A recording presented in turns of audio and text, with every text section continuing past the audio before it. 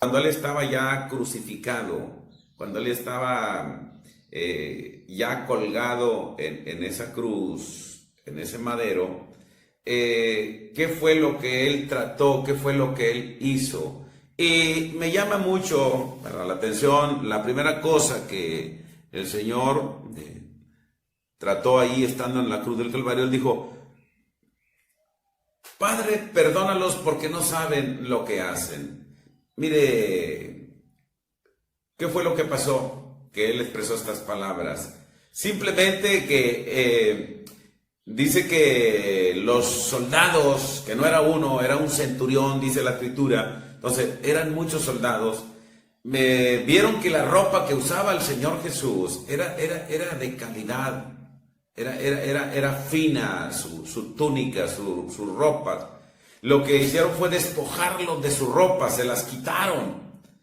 Y mire, como la vieron que era de tejido desde arriba hasta abajo, ellos dijeron: si la rompemos y pues se le pierde el valor, ¿cómo ven si mejor nos la rifamos? Y ellos, mire, comenzaron a rifársela entre todos, se la rifaron. Y lógicamente pues alguien se la iba a sacar. ¿Para qué? Porque perdía su valor la túnica. Ahora el Señor Jesucristo, después de que Él dice: Padre, perdónalos porque no saben lo que hacen.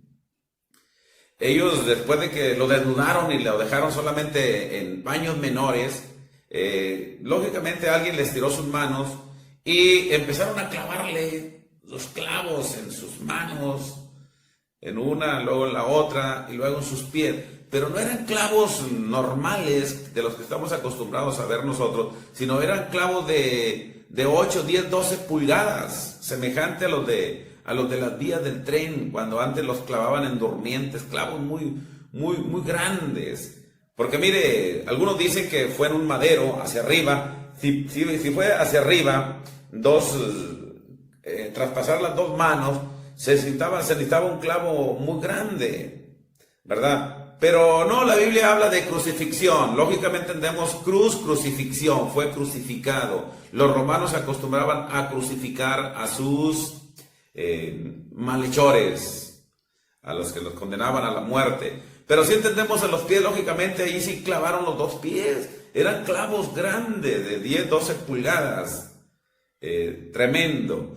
Cuando hacen esto, ahí intervienen los romanos y la acusación de los judíos.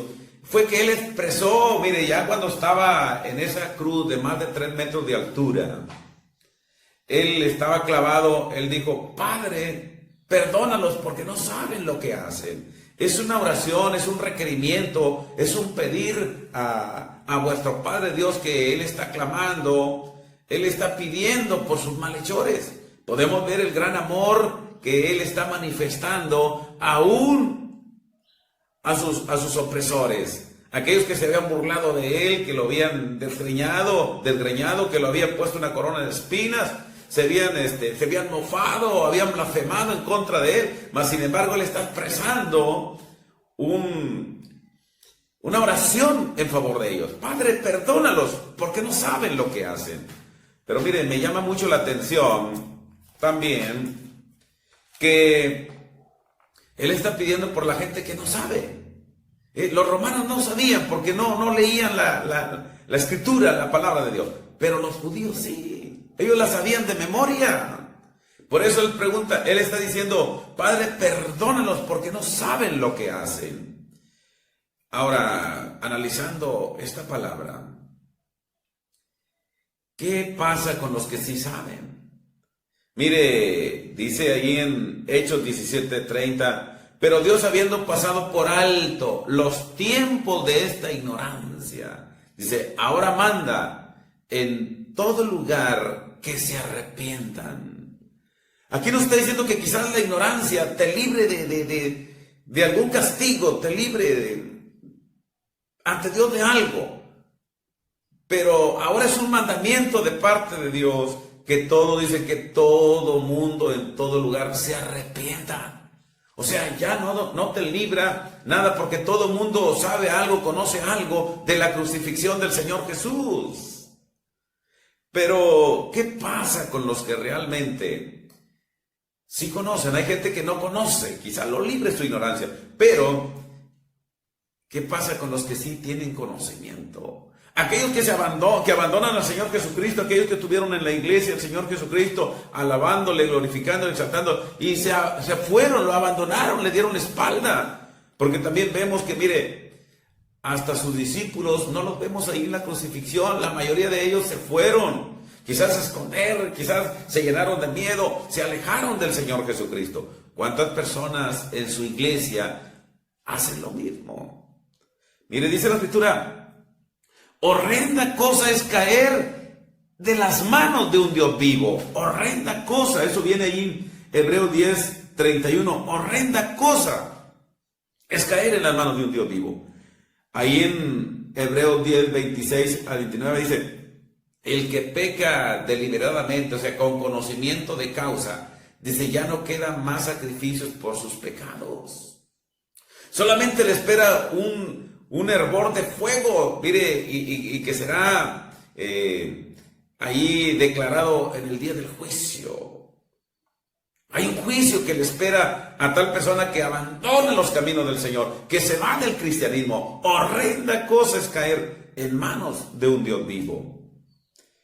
Ese es el primer asunto que el Señor trató y que dejó bien claro ahí. La segunda cosa que él trató ahí en San Lucas 23:43. La primera la vimos en San Lucas 23:34. La segunda en San Lucas 23:43. Dijo el Señor, acuérdate de mí. Perdón. Dijo aquel hombre malhechor, acuérdate de mí cuando vengas en tu reino. Aquellos dicen que eran dos malhechores. El Señor Jesucristo fue crucificado en medio de dos malhechores. Dice que toda la mañana se estuvieron burlando también de él y le proponían algo que quizás mucha gente en su falta de conocimiento quizás haría lo mismo. Dice que ellos le decían, sálvate a ti mismo y sálvanos a nosotros.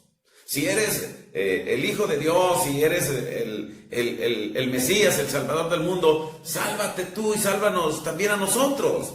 O sea, líbranos del castigo, líbranos de los peligros. Si tienes poder, pues aprovéchalo. Mire, eran demonios en cierto modo tentándolo para que hiciera algo indebido, para que abandonara el proyecto, el plan de salvación. La Escritura dice que él vino a buscar y a salvar todo lo que se había perdido. Él estaba ofrendando su vida, su cuerpo, su sangre para la salvación del mundo. Era una ofrenda especial a Dios. Si él hubiera abandonado y dejado eso, pues lógicamente no hubiese salvación hasta el día de hoy. Pero mire, qué bueno que uno de ellos, mire, pudo entender que él era justo, porque dice que él oyó que el otro seguía. Desde muy temprano comenzaron a insultarlo, a burlarse de él, pero dice que llegó la hora sexta, como a las 12 del mediodía, y él empezó a ver al Señor, a voltear su mirada a verlo, y él lo vio justo. Dice que el otro también, de nuevo otra vez comenzó a insultarlo, le dijo, ya, cállate, ya deja de estarlo insultando, ¿qué no ves que él es una persona justa? Nosotros merecemos el castigo que estamos viviendo, que estamos pasando, porque lo ameritan nuestros hechos. Pero él dijo, ningún daño, ningún mal ha hecho. Él se había dado cuenta que por celos, los escribas, los fariseos, los sumos sacerdotes lo habían llevado a la cruz. Ellos fueron testigos que le orquestaron todo. Inclusive pagaron falsos testigos para que pudieran llevarlo a la crucifixión. La Biblia lo dice, que pagaron falsos testigos. Encontraron unos que dijo, yo vi que él dijo en cierta ocasión y oí que él derribaba el templo y en 3 días lo levantaba. Es un mentiroso. Mire, lo acusaron de falso, de mentiroso. Pero él estaba hablando de su cuerpo, del templo santo, que quizás dijo, puede ser derribado, nadie lo derribó, sino dijo, él mismo lo ofrendó por nosotros. Porque nosotros éramos los que merecíamos la muerte, y muerte de cruz. Mas sin embargo, el justo pagó por los injustos, para que por su justicia nosotros fuésemos justificados. Aleluya.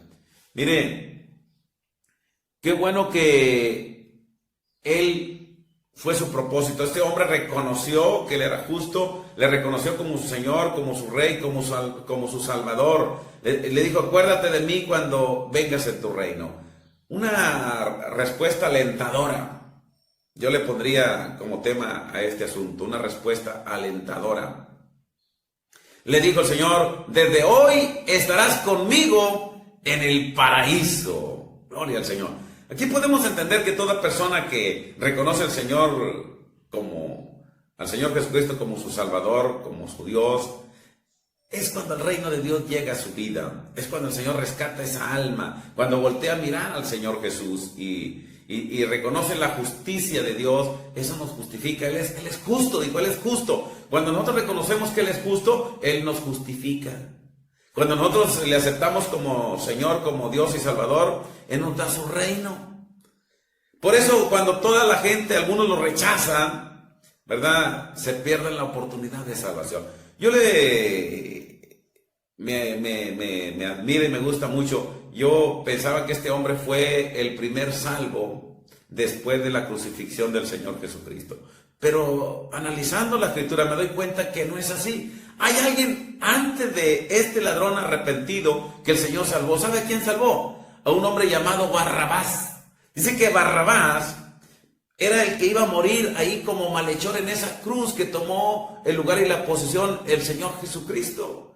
Porque cuando le llevaron los judíos y todos los maestros de la ley, los sumos sacerdotes, y se lo llevaron a Pilato, dice que Pilato intentó varias veces librarlo de la muerte, porque él sabía que por envidia lo habían llevado, por celos, por envidia lo habían llevado los judíos, porque ellos pensaron, todos se van a hacer sus discípulos de él, y a nosotros, ¿qué? No nos van a dejar nada. Mire, peleando la religiosidad, peleando la gente. Lo llevaron por celos a la cruz, y se dio cuenta Pilato, y Pilato lo quiso librar. Dice que salió varias veces, le dijo al enlosado ahí, a la marquesina, yo no encuentro ninguna causa de muerte en él es justo. Mire, y ahí gritaban más fuerte, crucifícale, crucifícala, si no le crucificas, no eres amigo del César. Mire, dice que Pilato se llenó de miedo, pero él intentó varias veces salvarlo. Dice que le dijo, este día acostumbramos soltar a un reo, a un preso, ¿cómo ves? ¿Le suelto a Jesús o le suelto a Barrabás? Y la gente, no, suéltanos a Barrabás. Mire, todos sabían que Barrabás, ese sí era un sanguinario, ese era un peligro para la sociedad, para la humanidad. Mas, sin embargo, decidieron soltar a Barrabás y en su lugar darle muerte al Señor Jesucristo. Aquí vemos que no solamente el que el Señor salvó antes de la crucifixión, fue también a Barrabás. Segundo, también dice la Escritura, aquí dice que en Isaías 53:5, mas el herido fue por nuestras rebeliones, molido por nuestros pecados, el castigo de nuestra paz fue sobre de él. Dice, y por su llaga fuimos nosotros curados. Yo hubiera pensado que el primero que salvó al Señor Jesucristo en la crucifixión, después de que fue crucificado, fue el ladrón. Luego me di cuenta que libró también a Barrabás, y hoy me estoy dando cuenta que también nosotros fuimos primero, mas el herido fue por nuestras rebeliones, molido por nuestros pecados, el castigo de nuestra paz fue sobre él. O sea, nuestros pecados lo llevaron a la cruz, el castigo de nuestros pecados, él lo sufrió. Eso quebranta el alma, que él fue nuestro sustituto, él es nuestro redentor, él es nuestro salvador. pero algo tan importante que dice que por su llaga fuimos nosotros curados. Curado significa salvación, no solamente nos libra de todo pecado y de toda maldad, de ir al lago de fuego ardiendo por pecadores, sino también nos libra de enfermedades. Él dice, por su llaga fuimos nosotros curados. Qué tremendo, qué maravilloso es el Señor Jesucristo.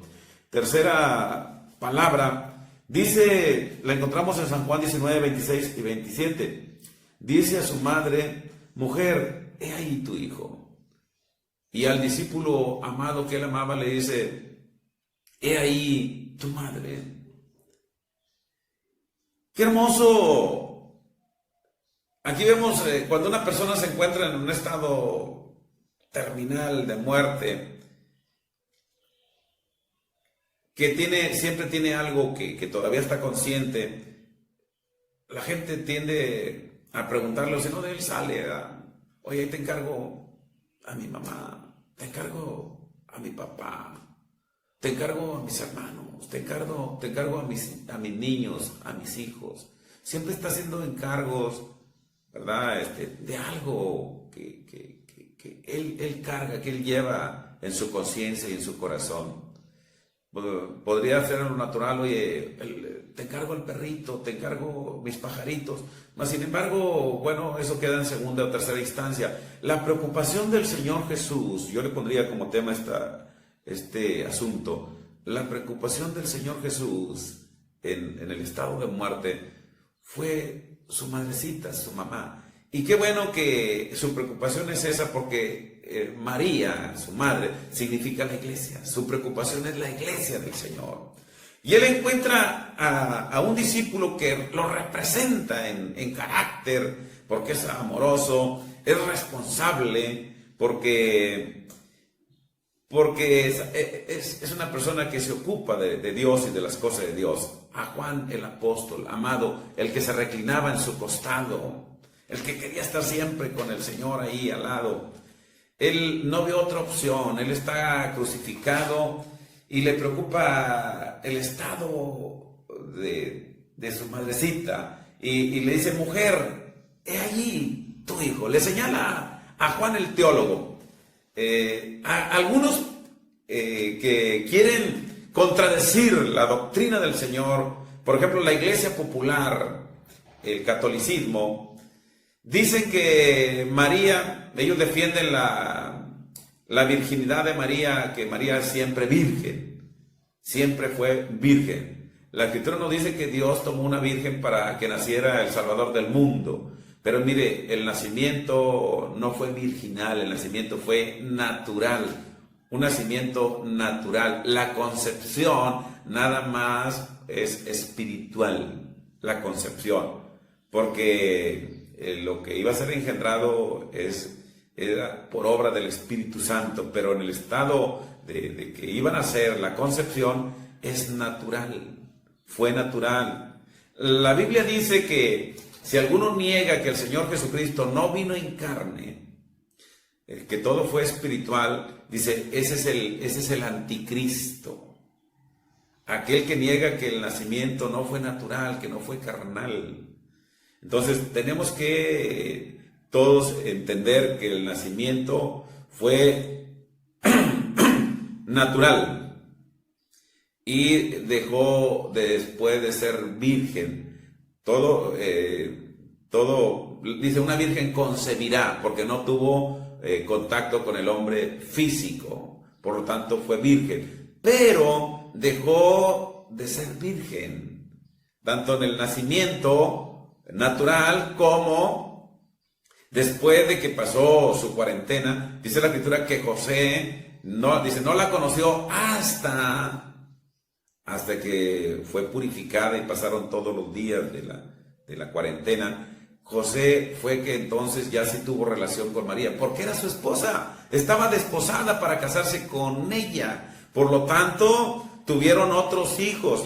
Algunos defienden que no eran hijos de José, quizás dicen que eran sus primos hermanos, que así también se les llamaba hermano. Otros dicen que eran hijos solamente de José, mas no de María. Pero la verdad es que la Escritura nos dice que José no la conoció hasta que fue purificada. Entonces sí la conoció y tuvo hijos con María, aparte de Jesús, que era Hijo de Dios y por obra del Espíritu Santo. Esto viene, mire, le vamos a dar la cita. Aquí viene en San Juan 7, 1 al 9. Habla de que sus hermanos, dice, sus hermanos no creían en él. Sus hermanos eran mundanos. Sí, hacían lo que cualquier otra persona en el mundo podría hacer. Dice que no creían en él. Y como no creían en él, pensaban que era un curandero, que tenía ciertas artes o dotes que podía realizar. Le dijeron, oye, va a haber una fiesta en Judea. Ve, preséntate ahí. Si alguien quiere darse a conocer, pues hazlo ahí. Es el momento de que te presentes. Mire, le dijo el Señor Jesús, para ustedes cualquier momento es bueno, pero para mí no. Dijo, para mí no ha llegado mi hora. Dijo, para el mundo cualquier tiempo es bueno. ¿Qué le está diciendo? Ustedes son del mundo, para cualquier tiempo es bueno, pero para mí no. O sea, yo vine a hacer la voluntad de mi Padre que está en los cielos. Entonces, aquí nos habla la Escritura que sí tenía hermanos y que eran incrédulos.